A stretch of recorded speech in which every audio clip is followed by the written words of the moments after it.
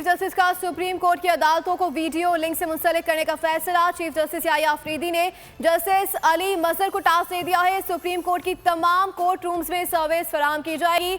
Video link की service साइलिन की रजामंदी के साथ मशरूत होगी। जराये के मुताबिक वीडियो लिंक सर्विस के तहत अदालती कार्रवाई तक दुनिया भर से रसाई होगी। आपको अपडेट करें इस हवाले से।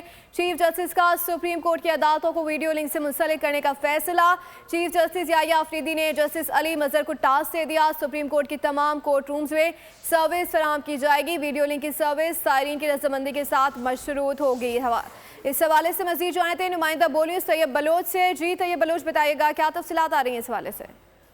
चीफ जस्टिस याह्या खान अफरीदी ने जो है वो सुप्रीम कोर्ट के तमाम कोर्ट रूम्स को जो है वो लाइव स्ट्रीमिंग से मुंसलिक करने की जो है वो हिदायत जारी कर दी हैं। इस हवाले से जो कमेटी के सरबराह हैं जस्टिस मोहम्मद अली मजहर,